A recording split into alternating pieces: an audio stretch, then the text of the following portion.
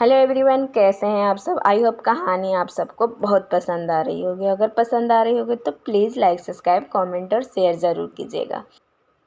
मिलिंद की हिम्मत दिन प्रतिदिन बढ़ती ही जा रही थी। एक बार एक शादीशुदा लड़की अपने ससुराल से मायके आई हुई थी। गोद में एक छोटी सी बच्ची थी। रात तो ज़्यादा नहीं थी, पर फिर भी घना अंधेरा हो चुका था। सारे गांव वाले जल्दी ही सो गए थे। लड़की मिनी भी अपनी बेटी को सुला रही थी कि तभी मिनी की दादी उठी और पानी मांगने लगी। दादी, मिनी, बड़ी तेज प्यास लगी है, जा नल से ठंडा पानी ले आ। मिनी, लाई दादी। मिनी ने जग हाथ में लिया और नल से पानी लेने गई। मिनी का घर और मिलिंद का घर एकदम से सटा हुआ था और एक ही नल से दोनों के घर में पानी जाता था। मिनी ने महसूस किया कि कोई तो है जो उसके पीछे खड़ा है। मिनी इतनी ज़्यादा डर जाती है कि उसकी हिम्मत ही नहीं हो रही थी कि देखे कि आखिर है कौन।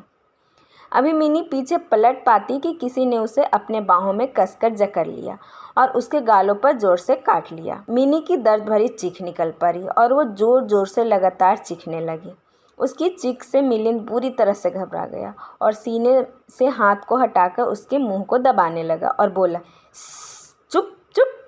मिनी ने पूरा जोर लगाते हुए मिलिंद के हाथों को अपने दांतों से कसकर काटी और खुद को छुड़ाकर भाग गई। फिर तो मिलिंद भी वहां से भागकर अपने कमरे में चला गया और कुछ ऐसे सोने का नाटक किया कि मानो बड़ी गहरी नींद में सो रहा हो। इधर मिनी भागती हुई अपनी दादी के पास आकर दादी से लिपटकर रोने लगी।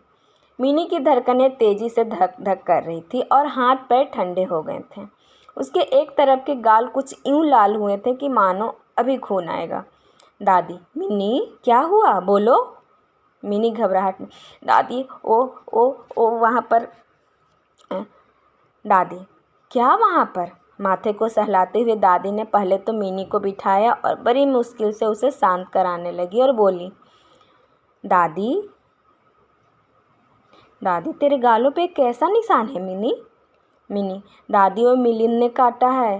दादी, हाय राम, चुप करे, क्या बोल रही है पगली। मिनी, मैं सच बोल रही हूँ दादी, पक्का वो मिलिंद ही था। हाँ हाँ, वो वही था। दादी, तूने देखा था उसे। मिनी, नहीं दादी, पर वो वही था। उसकी परफ्यूम की खुशबू बड़े ज़ोरों से आ रही थी और मैं पहचानती हूँ वो खुशबू।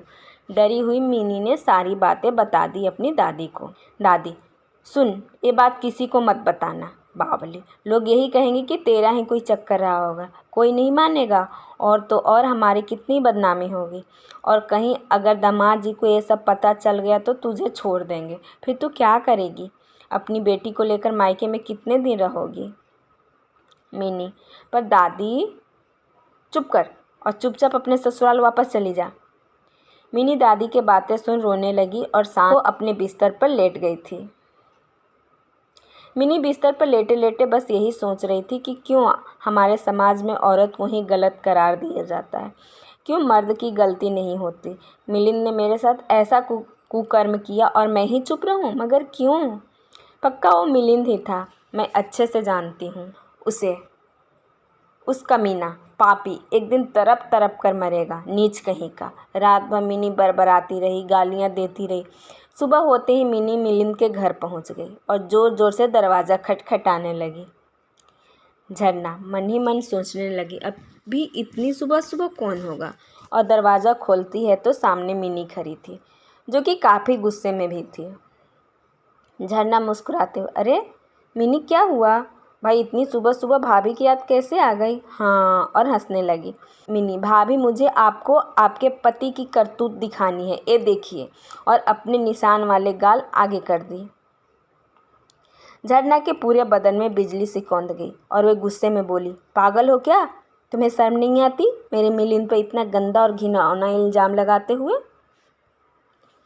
मिनी, अरे शर्म तो तुम करो भाभी, अपने हैवान जैसे पति को कितना देवता बनाओगी। सबको पता है उसकी असलियत, शायद तुम्हें भी। और मिनी गुस्से में वहाँ से निकल गई। जाते जाते रुककर बड़ी ध्यान से झरना को देखती है और बोली, भाभी, मुझे तो अपने से ज़्यादा आप पर तरस आ रही है। आपका क्या होगा, अभी भी वक्त है, भाभी संभल, न कांटे के सिवा कुछ नहीं मिलेगा, कहीं देर न हो जाए। कहते हुए मिनी तेज तेज कदमों से चली गई। झरना मिनी को जाते हुए देख रही थी। दरवाजे पर ऐसे खड़ी थी मानो सांप सूंघ गया हो। झरना ने खुद को संभालते हुए सीधे अपने कमरे में आई। मिलिंद सो रहा था। झरना ने गुस्से से चादर खींचा और बोली, मिलिंद, कल रात को क्या कांड किए थे आप? मिलिंद, कुछ भी नहीं। मैंने क्या किया? सुबह सुबह भांग पी कर आई हो क्या? झरना, झूठ मत बोलो। जिसके साथ तुमने किया था ना, वे अभी अभी आई थी ज्वालामुखी की तरह। मिलिंद, कौन, मिनी? झरना, वाह क्या बात है, मैंने तो नाम भी नहीं लिया। मिलिंद, यार सुबह सुबह दिमाग का दही ना बनाओ और जाओ चाय बना कर ले आओ। झरना, वाह मिलिंद, आपके लिए सब कितना आसान हो गया। मिलिंद का क्रोध अब तक लावा बन गया था और उसने आओ देखा न ताओ झरना के बाल को पकड़कर न जाने कितने थप्पड़ जड़ दिया झरना के गालों पर और उसके साथ ही साथ बड़बड़ाता, ताकि लो और बताऊं, ये लो और जानना है कि मैंने क्या किया था। थप्पड़ मारकर शायद मिलिंद को आराम ना मिला। फिर अपने बेल्ट निकालकर ना जाने कितने बेल्ट मारने लगा था। झरना की चीख और पुकार से पूरा घर थर्रा उठा। दादा ससुर को आकर जब गाली गलौज देने लगे तब जाकर मिलिंद रुका था। अपने बेल्ट वहीं छोड़कर बाहर चला गया। झरना का पूरा बदन दर्द से करा उठा। दादी सास अपने गोद में लेकर झरना के आंसुओं को अपने आंचल से पोंछने लगी।